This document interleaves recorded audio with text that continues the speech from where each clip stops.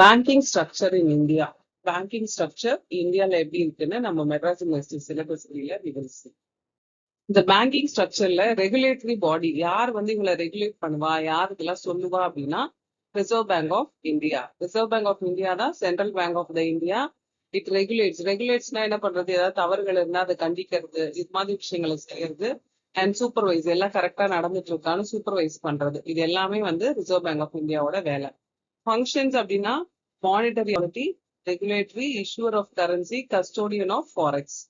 Monetary authority monitor money சம்பந்தமான decisions எடுக்கக்கூடிய power and authority அவங்களுக்கு இருக்கு.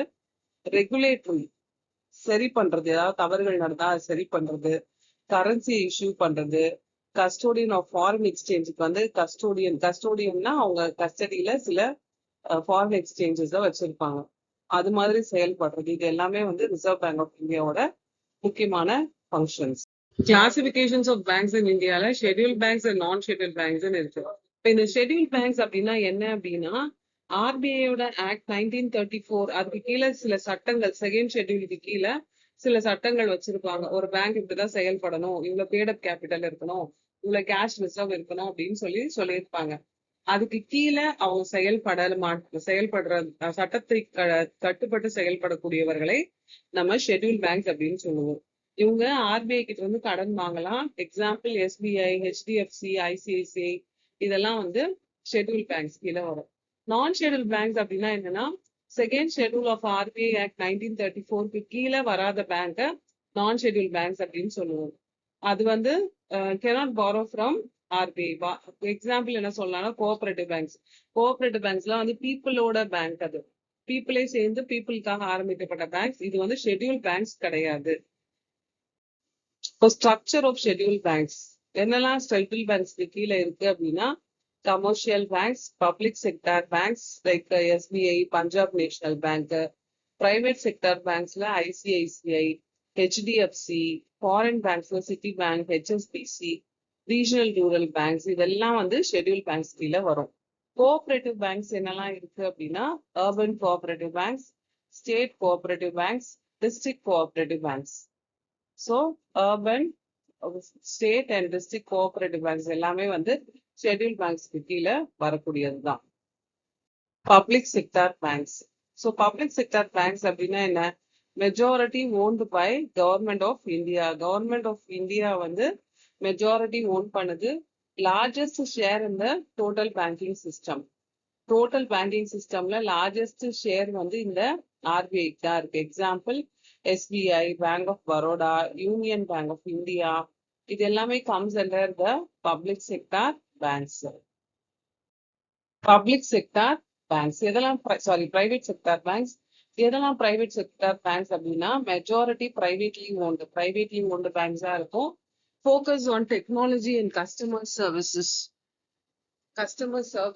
அப்புறம் டெக்னாலஜி பேஸ்டா இருக்கும். ஹெச்டிஎஃப்சி, ஐசிஐசிஐ, ஆக்சிஸ் பேங்க் இது எல்லாமே comes under the private sector banks. Foreign banks operate in India with RBI approval. வெளிநாடை சேர்ந்த ஒரு வங்கியா இருக்கும், ஆனா இந்தியால அது ஃபங்க்ஷன் ஆயிட்டு இருக்கும் ஆர்பிஐயோட approval. Next is serve mainly corporate clients. Corporate clients serve பண்ணக்கூடியதா இருக்கும். எக்ஸாம்பிள் ஸ்டாண்டர்ட் சார்ட்டர்ட் பேங்க், அப்புறம் டிபிஎஸ் பேங்க். இது எல்லாமே comes under the foreign banks. Regional rural banks. இதெல்லாம் ரீஜனல் ரூரல் பேங்க்ஸ் அப்படின்னா jointly owned by government of India, state government and sponsor banks. So joint owned by the government of India. Government of இந்தியாக்கு கீழே வரக்கூடிய banks நம்ம என்ன சொல்றோம் அப்படின்னா regional rural banks. இது government of India, state government and sponsor bank jointly own பண்ணியிருக்கு. அவங்க தான் ஓனரா இருப்பாங்க. Severe rural and agriculture sector. So agriculture and rural செக்டாருக்கு இது சர்வ் பண்ணிட்டு இருக்கும் இந்த regional rural banks. Focus on financial inclusion. Financial include பண்றதுக்கு இந்த ரீஜனல் ரூரல் பேங்க் ரொம்ப உதவியா இருக்கும். Cooperative banks based on cooperative principles. சரி, பேஸ்ட் ஆன் கோஆபரேட்டிவ் பிரின்சிபிள்ஸ்னா என்ன அப்படின்னா கோஆபரேட்டிவ்க்குன்னு சில கொள்கைகள் இருக்கு. மக்களுக்காக குரூப் ஆஃப் மக்கள் சேர்ந்து ஆரம்பிக்கக்கூடியத நம்ம என்ன சொல்லுவோம் அப்படின்னு சொன்னா கோஆபரேட்டிவ்ஸ் அப்படின்னு நம்ம சொல்லுவோம். ஸோ இந்த கோஆபரேட்டிவ் பேங்க்ஸோட பிரின்சிபிள்ஸ் வந்து பேஸ்ட் ஆன் கோஆபரேட்டிவ் பிரின்சிபிள்ஸ் தான் இருக்கும். Serve small borrowers and businesses. Small borrowers அதுக்கப்புறம் பிசினஸ் பேஸ் பண்ணி இது இருக்கும். கோஆபரேட்டிவ் பேங்க்ஸ் அந்த லோக்கல் பீப்புளோட பணத்தை வாங்கி அவங்களுக்கு லெண்ட் பண்ற மாதிரியான விஷயங்களா இருக்கும். இது எல்லாமே serve small borrowers and businesses. Regulated by RBI and state government. RBI மற்றும் ஸ்டேட் கவர்மெண்டோட ரெகுலேஷன்ஸ்க்கு கீழே இந்த கோஆபரேட்டிவ் பேங்க்ஸ் வந்து வரும். Development financial institutions. So development institutions நம்மளோட இண்டஸ்ட்ரீஸ் டெவலப் பண்றதுக்கு அதுக்குன்னே சில பேங்க்ஸ் வந்து இருக்கும். ஐடிபிஐ சொல்லுவாங்க. இந்த எக்ஸாம்பிளுக்கு industrial development bank of India, அது ஒன் ஆஃப் த எக்ஸாம்பிள். அதே மாதிரி நிறைய பேங்க்ஸ் வந்து சில டெவலப்மெண்ட் ஸ்கீம்ஸ்க்காகவே வந்து இருக்கும். அது என்னெல்லாம் பேங்க்ஸ் அப்படின்னு பார்த்தா, provide long term finance for industrial and infrastructure development. Infrastructure development பண்றதுக்கு, இண்டஸ்ட்ரியல் டெவலப் பண்றதுக்கு, இது எல்லாத்துக்குமே வந்து இந்த டெவலப்மெண்ட் ஃபினான்ஷியல் இன்ஸ்டிடியூஷன்ஸ் உதவும். எக்ஸாம்பிள் என்னெல்லாம் சொல்லலாம் அப்படின்னா, NABARD agriculture bank, small industrial development bank of India, export bank, EXIM bank, இது மாதிரியான பேங்க்ஸ் எல்லாம் வந்து டெவலப்மெண்ட் ஃபினான்ஷியல் இன்ஸ்டிடியூஷன்ஸ் அப்படின்னு அதுக்கு கீழே நம்ம சொல்லலாம். Current trends and reforms. எதெல்லாம் கரண்ட் ட்ரெண்ட்ஸ் இருக்கு? Digital banking.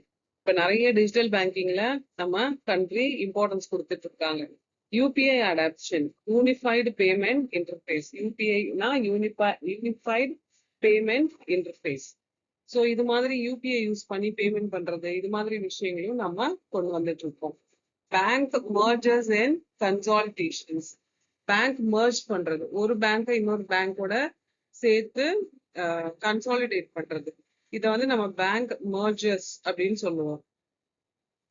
Next is financial inclusions. Finance இப்போ ரீசெண்டா வந்து என்ன பேங்க்லாம் வந்து மர்ஜ் ஆயிருக்கு அப்படின்னா, bank of Baroda with Dena bank and Vijaya bank வந்து இன்க்ளூட் பண்ணியிருக்காங்க. Canara bank with Syndicate bank 1st April 2020.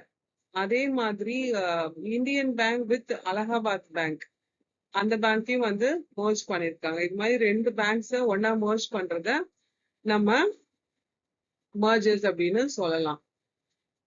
So இது மாதிரி மர்ஜர்ஸ் பண்ண இதெல்லாம் ரீசெண்டா பேங்கிங் செக்டார்ல நடந்துட்டு இருக்க விஷயங்கள். அதே மாதிரி பிரதான் மந்திரி ஜன் யோஜனா அப்படின்னு ஒரு விஷயம் இருக்கு. என்னன்னா, financial inclusion program for Indian citizen to access financial service like bank, insurance, pension affordability, இது எல்லாத்தையுமே வந்து கொண்டுட்டு வர்றது. இந்த ஸ்கீம் எப்போ வந்துச்சு அப்படின்னா, August 28, 2004 வந்துச்சு. Zero balance account, RuPay debit card, accident insurance, இது எல்லாமே comes under this Pradhan Mantri Jan Yojana. Banking structure hierarchy. RBI இதான் வந்து பேங்கிங் ஸ்ட்ரக்சரோட ஹைராக்கி. ஆர்பிஐக்கு கீழே ஷெட்யூல் பேங்க்ஸ் வரும். அதுக்கு கீழே கமர்ஷியல் பேங்க்ஸ் கீழே public sector banks, private sector banks, foreign banks, regional rural banks எல்லாமே வரும். அதே மாதிரி கமர்ஷியல் பேங்க் கீழே cooperative banks, urban bank and rural bank, RBI killer non-scheduled banks will come. Conclusion, Indian banking is a blend of traditional and modern institutions. So it's a blend of ரெண்டுமே இருக்கு. நம்மளோட இந்தியாவோட பெரிய ஒரு விஷயமே அதுதான். Traditional and modern institutions will be there. RBI plays a pivotal role. RBI, Reserve Bank of India வந்து ரொம்ப ரொம்ப முக்கியமான ஒரு ரோல் ப்ளே பண்ணிட்டு இருக்கு. The sector is undergoing rapid digital transformation. Digitalization நோக்கி போயிட்டு இருக்கு. This is going to be the conclusion. Thank you.